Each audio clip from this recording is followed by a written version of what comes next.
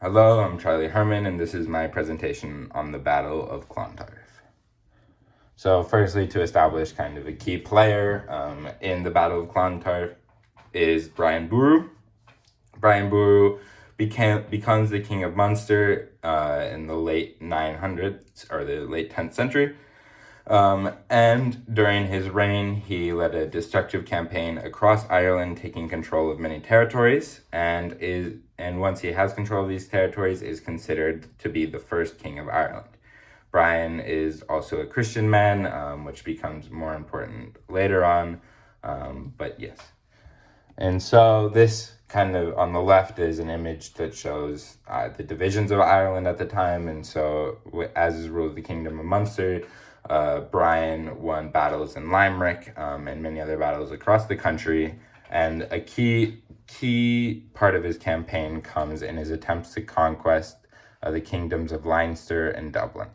So firstly, establishing Dublin is a center for economic activity with lots of ports, and so it's something that's super desirable for Brian to have. He also is just simply attempting to have this control as much territory as possible.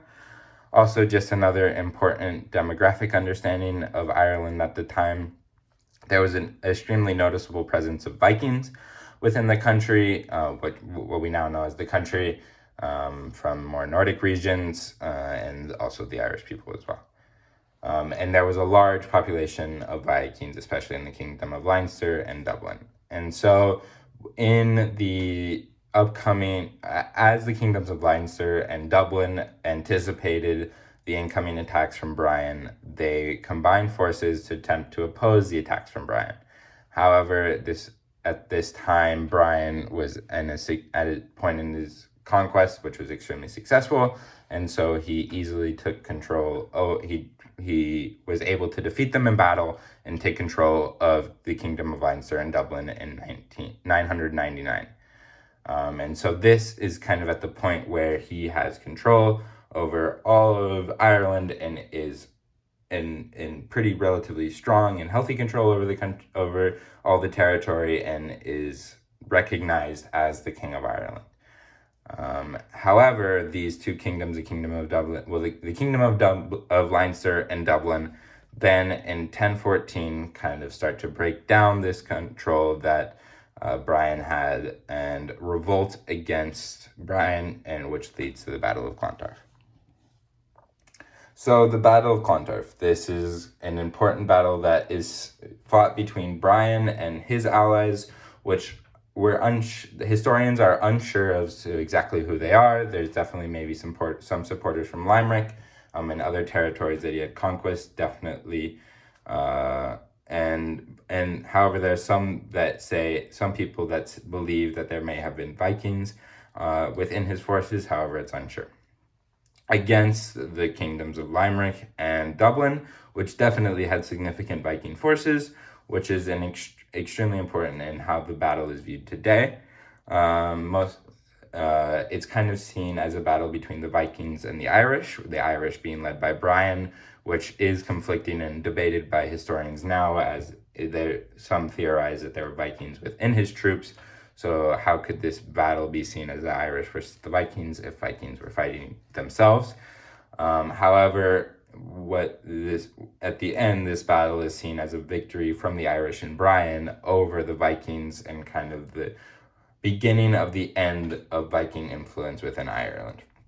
This is also important from a religious perspective, where the Vikings were pagans, whereas the Irish kings, especially and including Brian, as mentioned before, were Christians.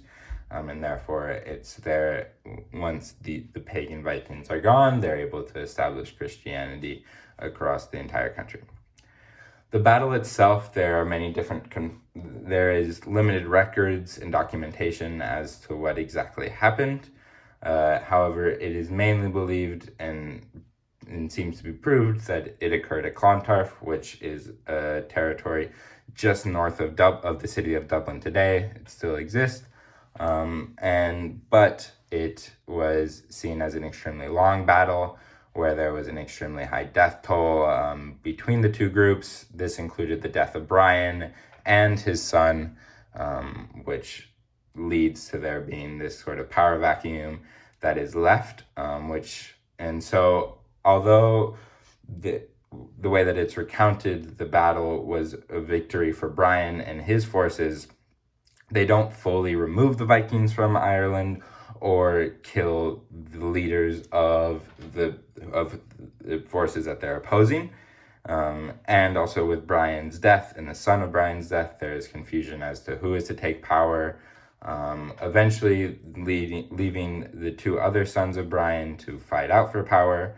And however, once they're able to gain power and become the kings of Munster again, they use the name of Brian, which becomes of great significance with Ireland. They turn it into their surname, which they are able to use as their symbol of kind of power and credibility, to establish more influence within Ireland in later years. And so this kind of shows the impact that Brian has on Ireland as a whole, which I'll talk about more later. But yes, really, there's kind of this insufficient documentation of what really happened. The death toll, many believe that it's in the thousands, who were fighting on both sides. But this kind of leads to what the legacy of the battle itself is in today's era. Like I said, it's a lot of this whole Vikings versus Irish, which has been transformed into lots of literature, and written as kind of propaganda that is used for Irish nationalism, where it goes beyond just simply the Irish versus the Vikings, but can be used to inspire nationalism of Irish versus foreigners, establishing pride within Irish culture, and therefore the need to run foreigners out of their country, which has been used by many leaders in the past, referring back to this, and is seen a lot within literature and is also taught within schools.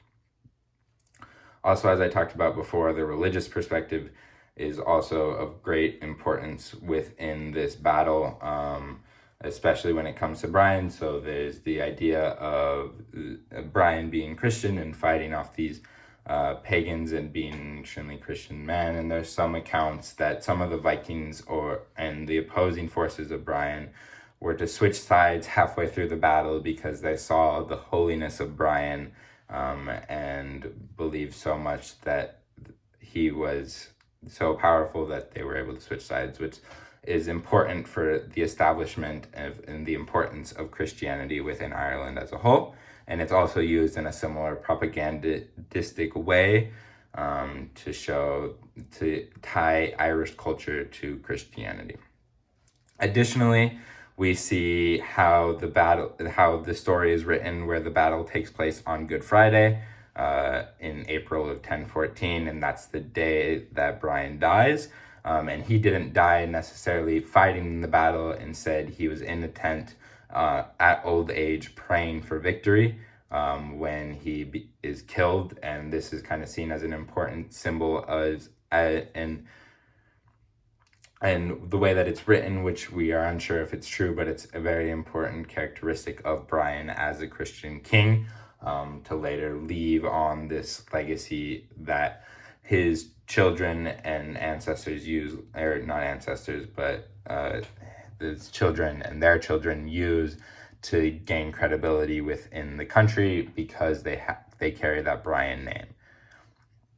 Additionally, there has been other versions of the story written with fictional or supernatural alternatives where they talk about having witches, and other supernatural beings waiting upon the battle to take the blood and bodies of many of the fallen. And so it is seen how so all of these different kind of sides show how a lot of the things, we don't really know truly what happened at this battle, and it's a great example of how bias influences the way that stories are told, because it's used to create this glorified view of Brian as an Irish patriot, who was fighting off the Vikings, even though it may be true, it hasn't been disproven that he didn't have Vikings fighting for him either. An extremely Christian man who was able to convert his opponents mid-battle because of how holy he was. And so there seems to be a over-exaggeration of the truth within this story, and so it's an important story to remember when looking at other historical battles or recounts, to understand that maybe we truly, because of how over-exaggerated some of these stories may be, especially like the supernatural and alternative stories that are used, to keep this in mind when listening to other historical recounts.